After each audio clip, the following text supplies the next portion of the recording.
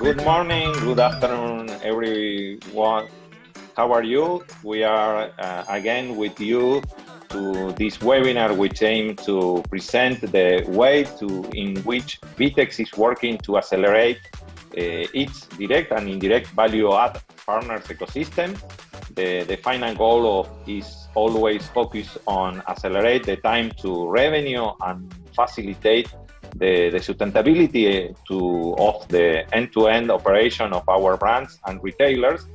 Last week we have the Rafa Forte, the president of VTEX Brazil, and for our webinar in Portuguese, and Santiago Naranjo, the president of VTEX Latin America, for our webinar in Spanish. And today in our English webinar, we will have Amit, the Chief Strategy Officer and USA General Manager of VTEX, to talk about the challenges for our partners, retailers, and brands in this 2021, and how to take the advantage of our structure of microservices, the headless architecture, and the VTEX IO framework through the development of third-party apps to integrate and develop new services and solutions.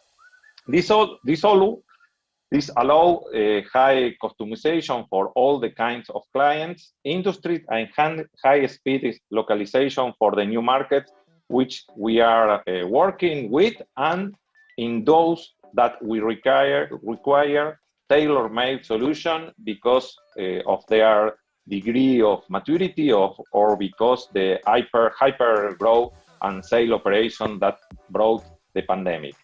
Amit, thank you very much for joining us. We are very happy to have you in our webinar. And the first question for you is to present you, because you have a long history in this industry. And why did you decide to work in the digital industry? And what was your path to arrive here in our ecosystem? How much time do you have? No, it's a little presentation. Okay. So I guess I dipped my toe in the water back in San Francisco in 1996 when I was working at a consulting firm called Bain & Company, and we had customers like Hewlett-Packard, HP, and they were trying to decide what they should do as a business. And whether or not they should be investing in services or products. And it became very clear to me, living in San Francisco during that time frame, which we called the first bubble, that you didn't want to be a consultant or a banker, you wanted to work at a startup, right? And back then, that was when, you know, companies like eBay were literally just getting started. And, you know, I would go talk to startups like eBay and they would say, well, what are you going to do for me? You cannot write code and you're not a salesperson. So go do something, go find a job somewhere else. And so I, you know, did the next best thing, which was to join a venture capital fund in the Valley, and spend 2 years there meeting hundreds of startups and investing in, you know, some companies that did well and others that didn't, like pets.com, which, you know, back in 1998, it was a little too early to try to ship dog food around the country, right? Now, as we saw yesterday, Chewy, which is an online pet retailer, surprised with great earnings, but it's 2021. This was more than 20 years ago, right? But let's say that was my start in the digital industry. I then moved to Europe, continued investing in technology companies, and eventually said, how hard can this be? Let me try it myself. And so we did a startup in London. We took some open source technology and we built an advertising marketplace on top of that. And we're lucky we got investments from folks like Index and Excel, which are not, you know, big venture capital funds.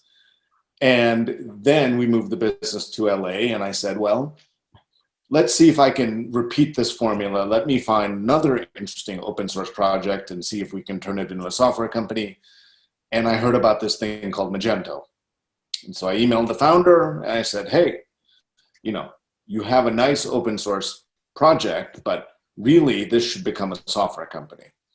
And he said, okay, let's see if that's possible. And so we started working together, and my wife would say that I kidnapped her and moved her from LA, from London to Los Angeles. And, you know, she's still married to me. So, you know, that worked out okay. And so we started. It's a big challenge. It's a big challenge. Exactly. And so we started building Magento, and, you know, there were, you know, at the beginning of a company, there's so many decisions to make. We got lucky with the ones we made, right? About the pricing model, about creating a subscription model instead of charging the same way the big enterprise vendors would do. But we were still an old legacy on-premise delivery model.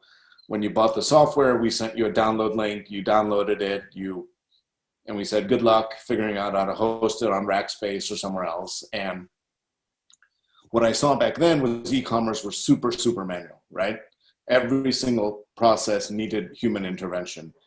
And so when I left Magento, I thought, well, could we automate some of the e-commerce experience, right? So in the online advertising industry, everything is run by computers, right? When you click on the New York Times, they know who you are, they know your interests, all the advertising is super targeted based on all of that. E-commerce, not quite the same, right? And so we built a startup that would take all the data from the website and customers and products and give it back to the merchants in ways that they could automate activity around merchandising and marketing. And, you know, our partners were Magento and BigCommerce and SAP Hybris. And we would, you know, we had like 60,000 merchants using our analytics. Eventually we sold it to SAP. And I joke now that I've left SAP that I spent 2 years getting my PhD in anthropological studies in how large organizations work, right? 100,000 person organization. It's very interesting when you spent most of your life in startups. And of course, that was not the life for me.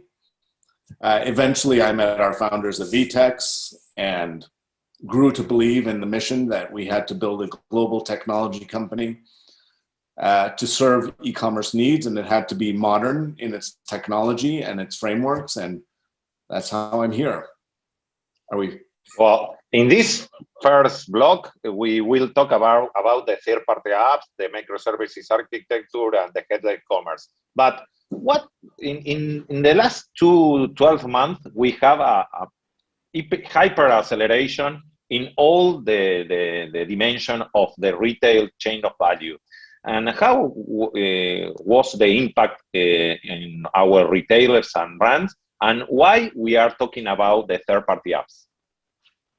Yeah, so, I think, as you said, right, maybe last February, last March, right, we started, to understand what COVID was. We didn't really understand, right? We just knew that one day we stopped flying, stopped traveling, and stopped going to the office, and stopped shopping in stores. And right, very soon after that, all of our customers started saying, hey, we need to figure out how we keep selling to our customers. And by the way, they don't want to go to the store, but yes, they do want to pick up outside the store. And how do we schedule that? And how do we make sure that they can still buy in a safe way? And oh, by the way, now we need all these other integrations that we didn't have before. And, we had our roadmap for 2020, and that was going to take 9 months, but now we need to do it in 1 month, right? And I think our merchants were fortunate because we did have an app store where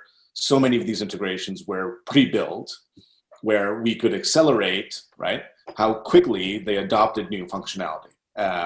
And in the US, we saw, the most, we have people who sell outdoor equipment and sporting goods, and their businesses exploded because guess what? Everyone stayed at home. And so everyone bought a bike and camping equipment and all the rest of it. But they needed Avalara, and they needed some of these other solutions to be able to sell well, right? And, Avalara is one of them where, right, we've built an integration with them. We've also invested in our relationship with them. And, I think last year we saw 150 merchants use that integration, right? And it was all seamless. And why we are talking about the microservices architecture? Why is so important for this new future of their new retailers and brands? Sure. So, if I try to create an analogy, right? I think 10 years ago, whether I was at Magento or SAP Hybris, we would show customers a picture of a beautiful cake. And they would say, I really want that cake, but I want to change the frosting and the filling, and I want it to have blueberries and walnuts. And then we would sell them all the ingredients of the cake.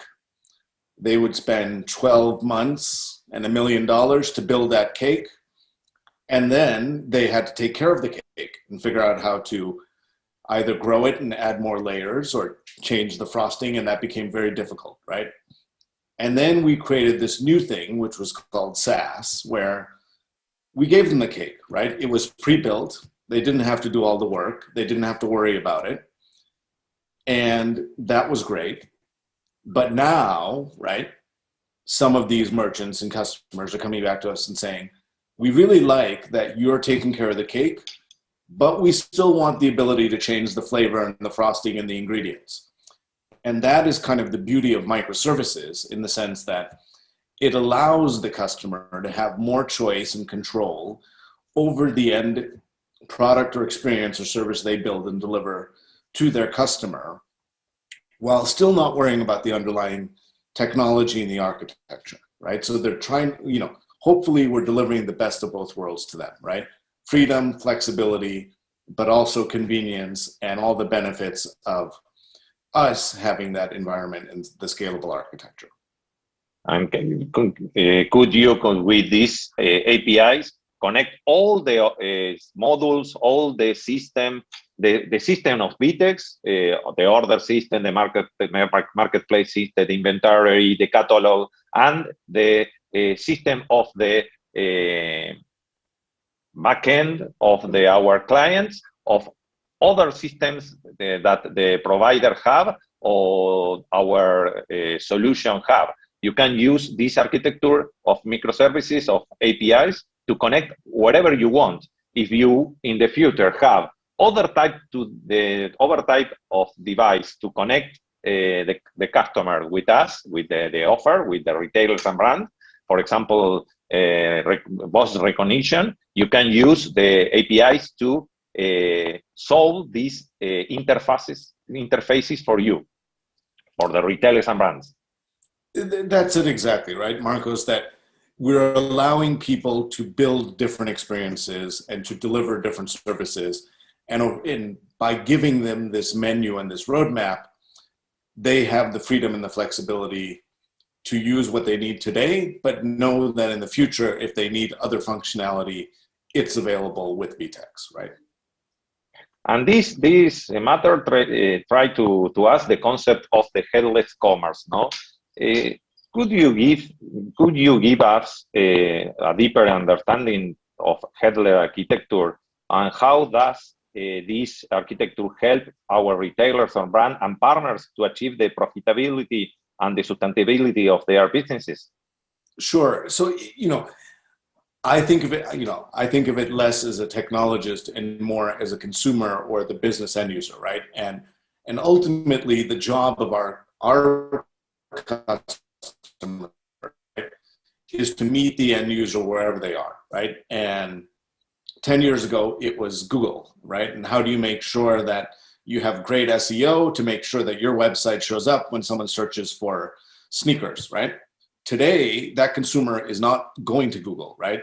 They're on Instagram, they're on Snapchat, they're on their mobile devices. They are interacting with brands and products in new ways, and right, in ways that we cannot always predict, right? And 2 years ago, it was Instagram, and then it was Snapchat, and now it's TikTok, and now Instagram has built a new shopping experience.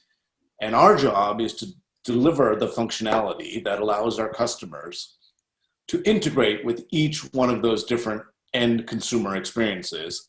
And that's why having the ability to deliver this in a headless way, where our customer can leverage either the product catalog or the checkout or knowledge of inventory based on the experience they want to deliver, right, creates that convenience for our customer to make sure that their end buyer can seamlessly transact, right? So headless commerce for me is all about the convenience we're going to deliver to our customer to create the experience they want for their end user.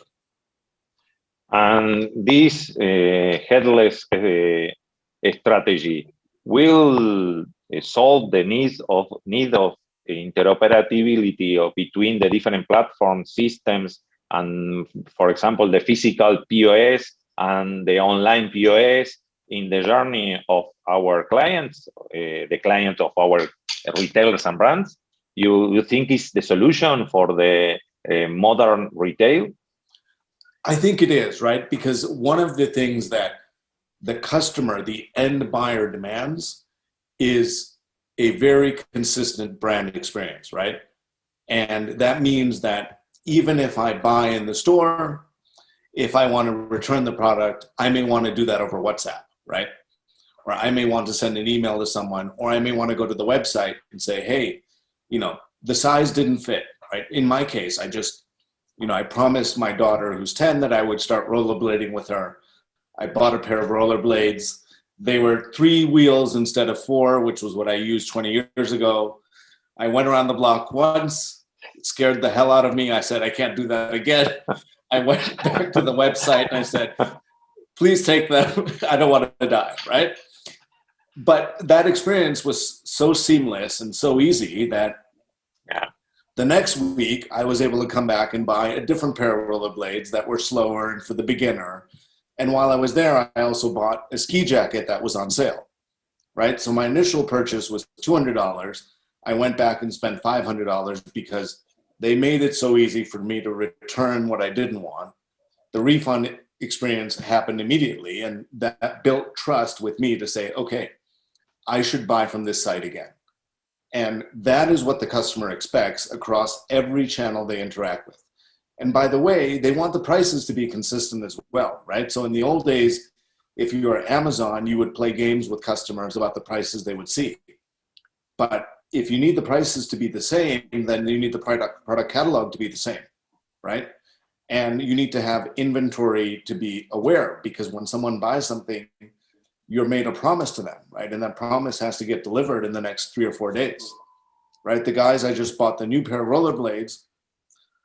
3 hours later, there was a text message saying the product was picked and it was shipped and it's on its way. And here's the tracking link. And by the way, it'll get delivered in 2 days, That's what the customer expects. And by the way, I didn't buy this at Amazon, right?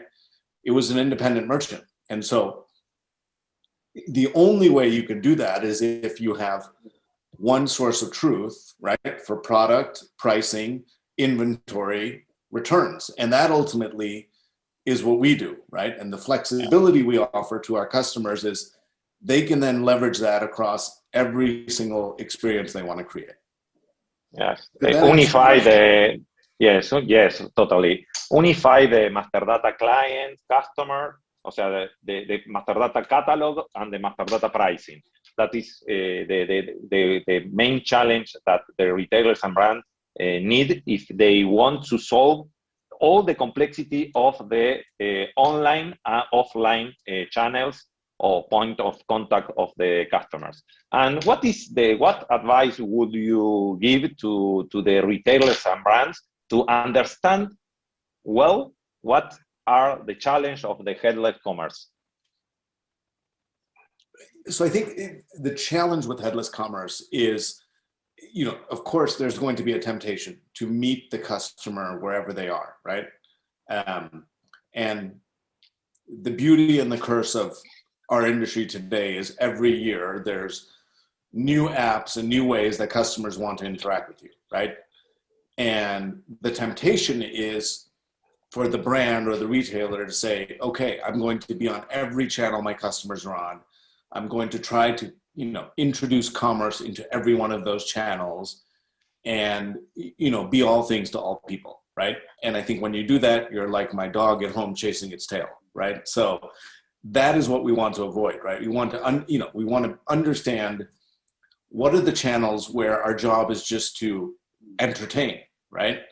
Or educate or create brand awareness. What are the channels where we actually want to create a core commerce experience, right? And then make sure that when we do the commerce experiences, that they are a full 360 experience. Because the danger is that you allow the customer to buy on Instagram, but then you're not there on the mobile when they want to interact with you when there's an issue or an exchange, right? And so making sure we understand, you know, what does that consumer funnel look like? And when we create experiences, that they are full 360 experiences. Perfect. And we are talking the new generation of software as a service architecture. And now we are talking about the modern SaaS architecture. In this concept, for you, what is the architecture of the modern software as a service? Sure. You know, and that's why I kind of talk about normal versus modern, right? Normal SaaS is what I would say 99% of software vendors are trying to do today, right? Just deliver a product where the customer doesn't have to host it themselves, but every customer gets the same product, right?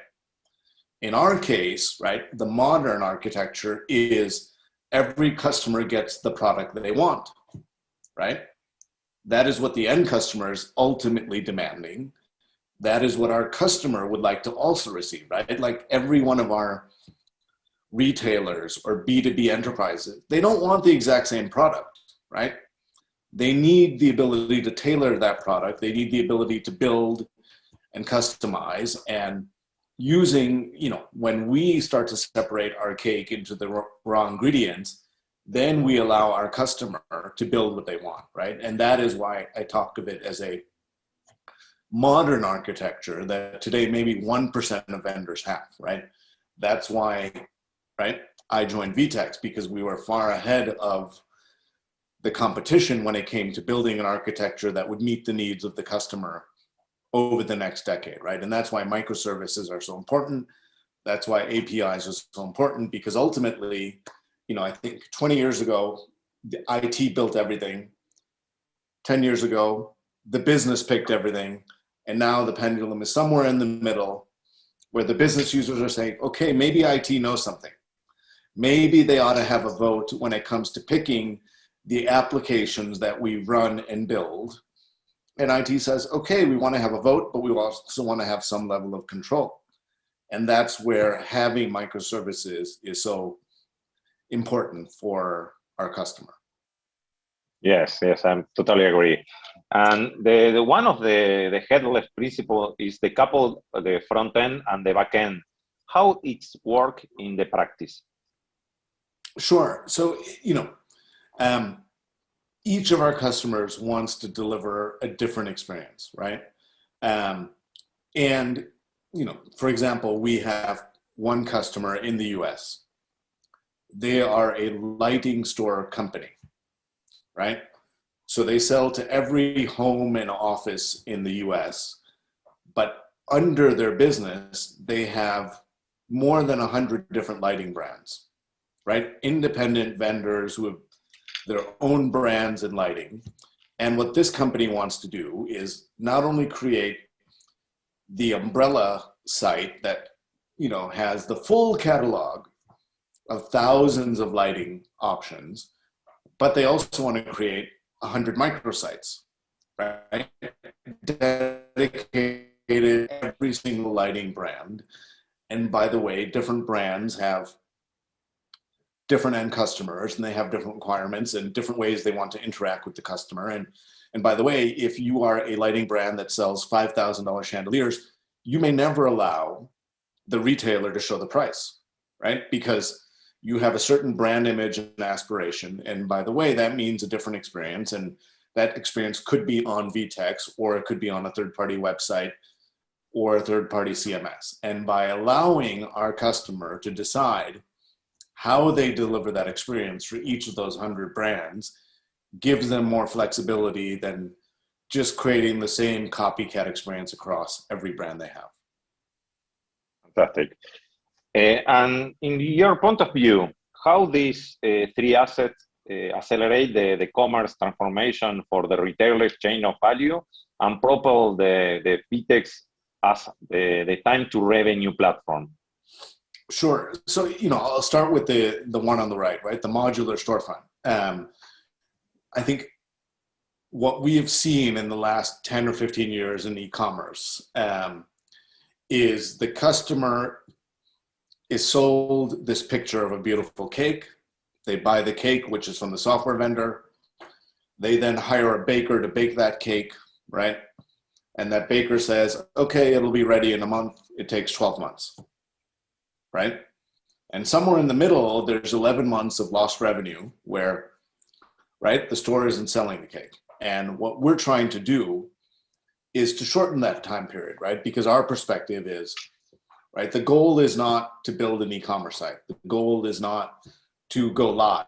The goal is to build a growing and sustainable business. And the only way you do that is by, this approach of test and learn, right? And you cannot learn unless you're live. And so if you take 12 months to go live, that's 8 or 9 months where you're not learning and improving and growing your business. And that's why we believe the modular storefront is so important, to help that almost force the customer to go live before they're ready, before it's perfect. Because only when it's live can we learn and improve the experience for the end customer, right? And that gives us another 9 months where we're learning and growing that business together with the customer, right? So that's very important for us.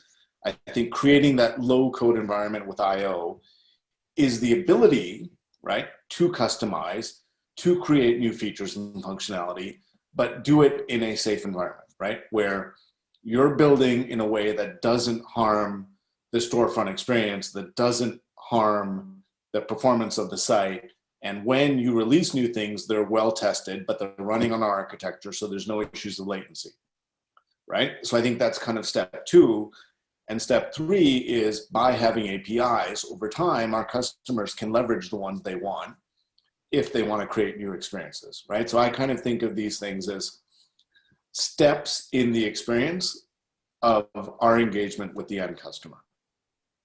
If we put in perspective, we have all these ingredients of the VTEX IO, because you talk about the VTEX IO, we can use the cloud native infrastructure of VTEX, we can use the compostable API first backend, we can use the low code development environment, and we can use the couple storefront and the admin with all the APIs that we are putting in the hands of our retailers, band, and partner. And we we finish with one concept that is very, very powerful, is the VTEX IO framework. And in your words, in a few words, what is VTEX IO for you? So, we've struggled to find the right, what we call in America, the elevator pitch, right? Yeah. But what I would like to believe is it's something like AWS for commerce, right? In the sense that it's both a development environment for our customers, right? Where they can build their own apps that run specific to their environments, but they run on our infrastructure. So they always work, right? And the customer's not responsible for the environment or the architecture, and they're guided in the way they build it, right? So whether it's AWS for commerce or the Apple App Store for commerce, right? One, for our end customer, but two, by opening it up to third parties, right? Over time, our customers can access other functionality that could be of benefit to their end commerce experience, right? But each app is written in a way that it conforms to the code and the guidance and the way that it can work perfectly with VTEX, just like an app, if you want to submit it to the Apple App Store, right, gets rejected if it doesn't meet every single requirement. And so we think this is the way that over time, our customers can both benefit from their own apps, but also third-party apps that are built by other partners and developers. Okay, and which kind of skills need the developer who want to work with the VTEX IO framework?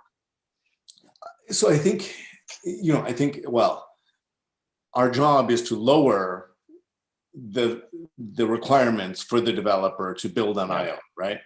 I think that's why we've invested so much in the documentation, the how-to guides, the tutorials, and the videos to hopefully level the playing field, right? We don't, one of our goals is to democratize commerce.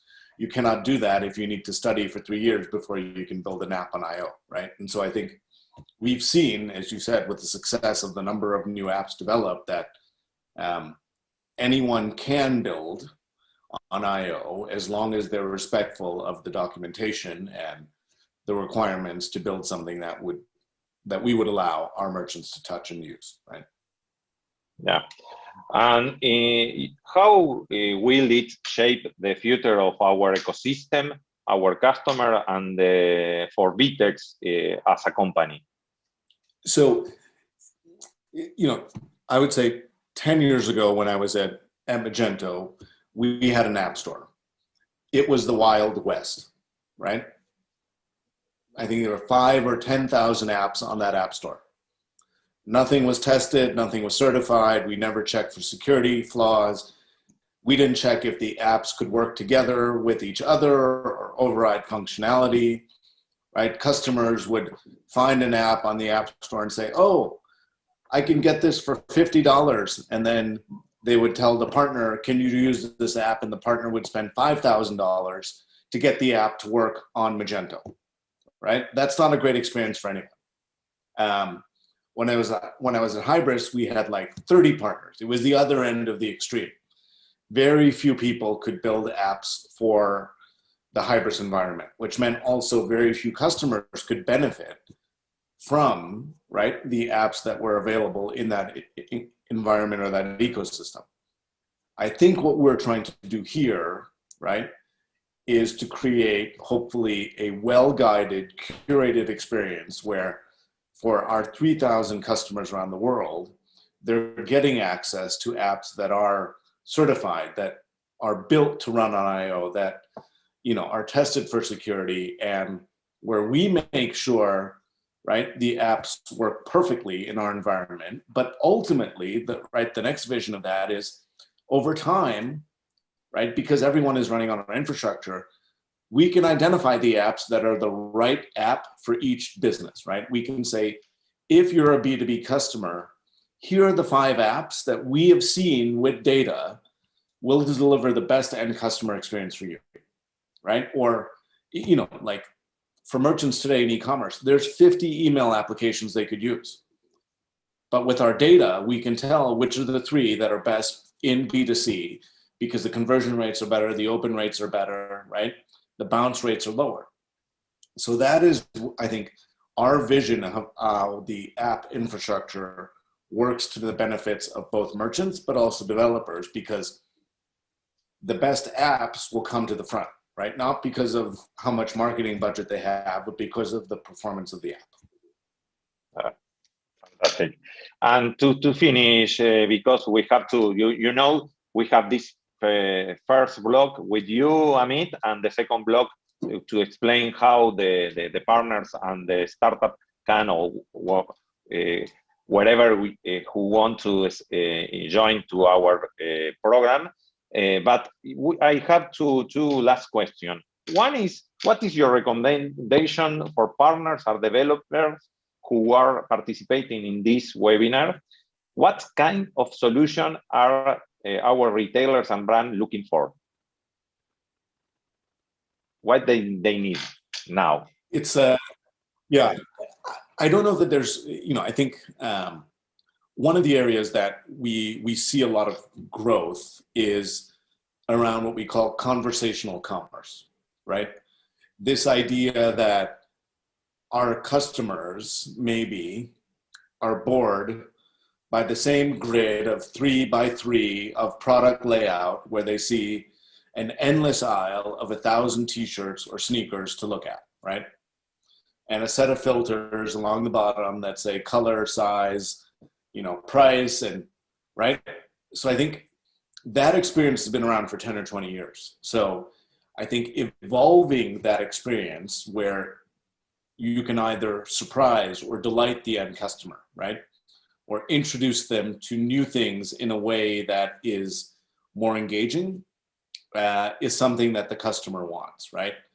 And if that can be done in a, let's call it more conversational manner, whether that's WhatsApp, Instagram, Facebook, right?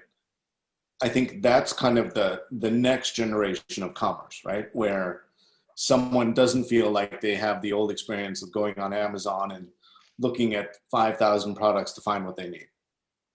Right? Yes, and also all the interoperability that we need to solve the problem of operation, logistic, all the customer care. If we can help up to our retailers and brands to solve the problems, to facilitate or to make more scalability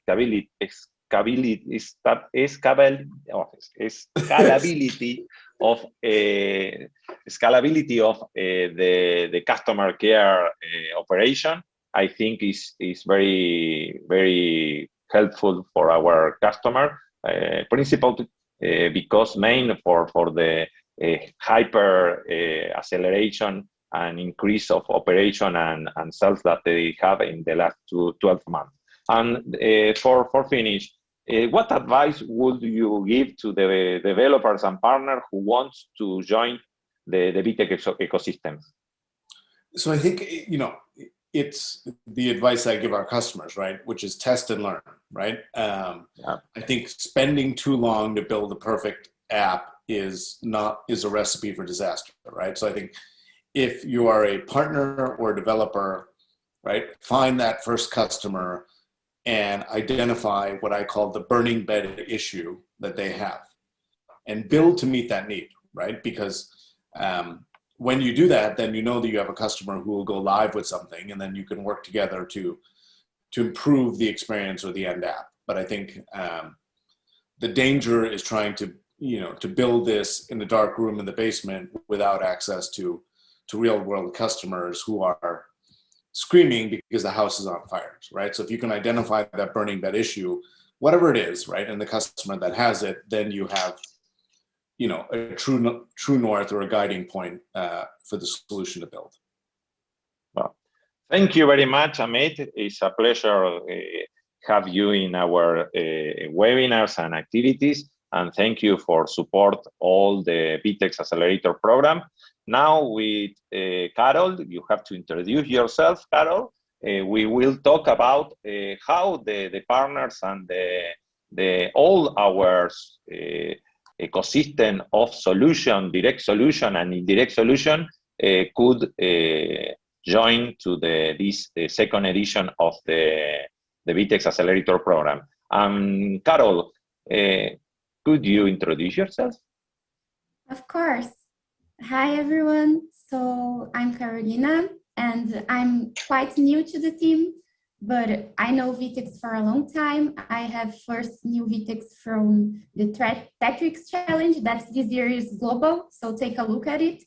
And after very important is near to you. If yes. somebody want to join to the TETRIX, we will share the website of the TETRIX in the chat.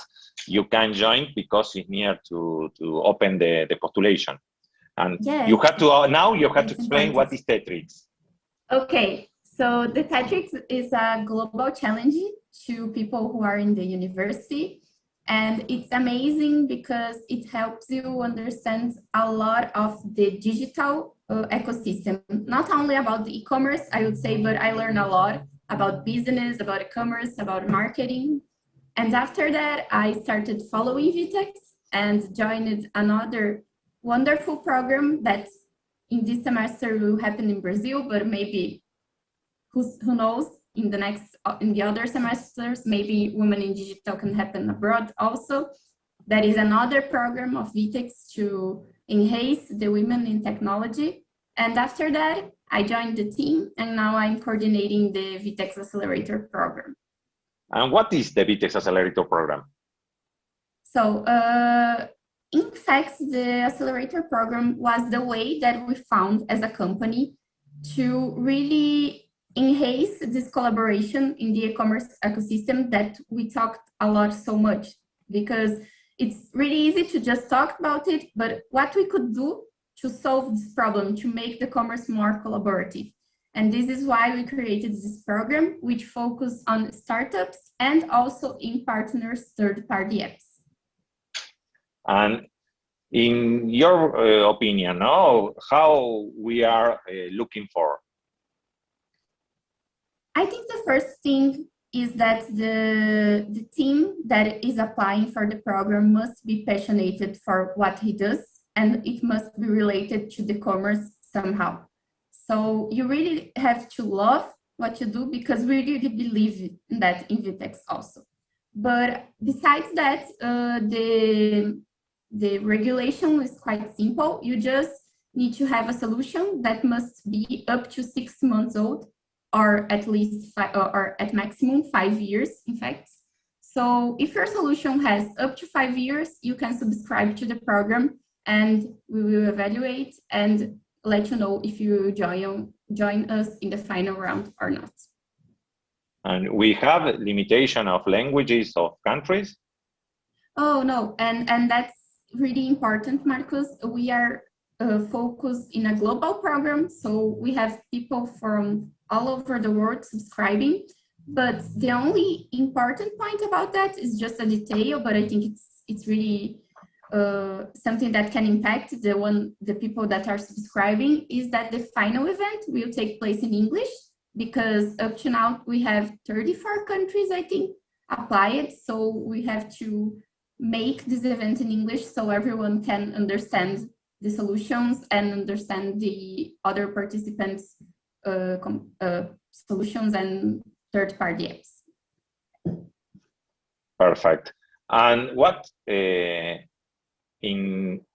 what is the benefit that the winners have, and what is the process that they will have to make or to live to participate in the VTEX Accelerator program? Perfect. So I think the first thing that we could talk is about the process.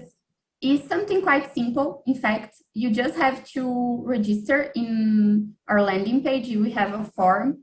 There aren't a lot of questions, but I would recommend to make this like with a lot of attention and be patient while you are filling the form, because these informations are what we will use to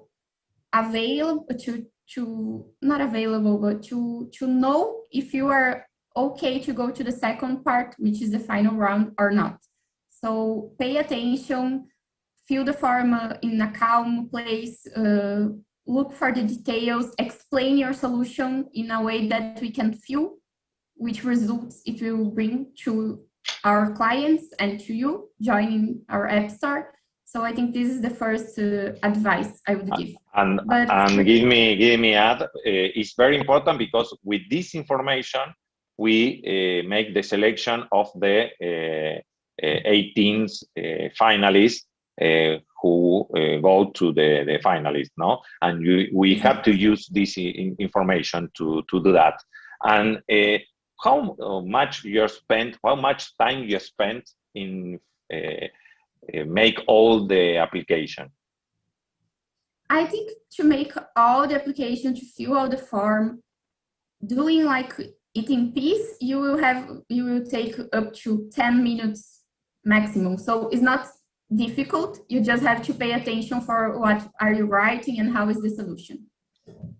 Perfect. And what are the benefits for each of the 6 winners? Okay, here I would categorize all the benefits that we have in kind of 3 pillars. So we have the equity-free benefits that are $10,000 that can be used to foster the integration with VTEX. So it's an equity-free grant. But we have also 2 other pillars. One of them is kind of involving the branding of your product and the solution, because if you win the program, you will be invited to attend to super recognized e-commerce events like VTEX Days or e-commerce days in some countries. And these will grant visibility to your team and to your solution. So I think this is the other pillar. And the last one is in a more personal way almost, because the solutions that win the program will have mentoring with people that are really senior, let's say, in the market. And also they will have access to some scholarships to programs that are really amazing and that make a huge difference in your professional career. So I think these are the 3 pillars: the equity-free grants, the events that they will be able to attend, and the mentoring and almost the networking, let's say, because you will know a lot of people in the market. And all these benefits are focused in 2 dimensions. One dimension, accelerate the integration or improve this solution and this integration with VTEX. And in the other way, you have the acceleration of business and networking with all the retailers and brands and the partners who will use this solution and third-party apps in their business and in all the chain of value of our customers, retailers and brands. And for the end, what are the important dates for this 2nd edition of the VTEX Accelerator program? Exactly. So we have the application process open until now. It will end in April 11. And this is really important because we can't postpone the application process. We will have to evaluate a lot of applications in a really short time. So the application process will close in April 11 at 11:59 o'clock. So please make sure to enroll before that if you want, because we won't be able to make any exception. And on April 26th, the teams that will join us in the final events will be notified by email, and they will also receive the instructions on how will occur the final event, what they should prepare to it. And also the people who weren't selected for any reason will receive like a feedback or why, or we will show another options, like we have now Commerce Mind, which is an amazing program that has a lot of scholarships. So we are trying to make sure that we give opportunity to everybody in some way.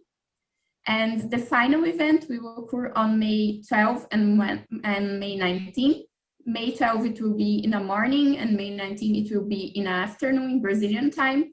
And it will be 2 finalist rounds. And we will have really, really important people in the jury. We can't say the names yet, but it's a surprise. I think it's a surprise. Yes, it's an amazing surprise, but it's incredible. The people is very awesome. The people who will have in these juries. Yes. So the teams will show their startup and their product to people who really make a difference in the market. And from each one of the finalist rounds, we will have 3 winners, which will start in June 7th, the mentoring process, and their solutions will be accelerated from there. And I think we just have to highlight something very important, Marcus, that is, there is no cost to apply to the program. And when in the end of the program, when your app is in our app store, you won't pay us anything for that. You will only have access to all of our clients, but VTEX doesn't want anything in money or cash, or you don't have to pay any tax for being in our app store. I think this is important, and this is something that a lot of people don't know. Yes, it's very important also because it's a amazing opportunity to accelerate your solution. If you have some solution, if you are a partner of VTEX now, and if you are a partner of VTEX and you want to join in our ecosystem and to accelerate your growth with us and all our ecosystem, and use us to open your business in more than 40 countries that we are present, you can't use this VTEX Accelerator program to do that. So all of you are invited to apply. It's very easy. All the flow of postulate your solution, and I am very happy because we are near. We have more than 200 applications now, and we are hope achieve the goal to make it surpass the 300 applications. So all of you are invited, and thank you very much, Carol, for support all the program, and for all the people who make it possible. Thank you very much, and I see you soon in other activities of VTEX. Remember, we have different activities all the weeks. For example, the mapping that we have all the Friday, and you are invited to participate, and have all of you happy Easterns. Yeah, that's important. Thanks for inviting me, Marcus, and everyone. I wish you a really happy Easter. Bye-bye. Well, see you in the next event. See you. Bye-bye.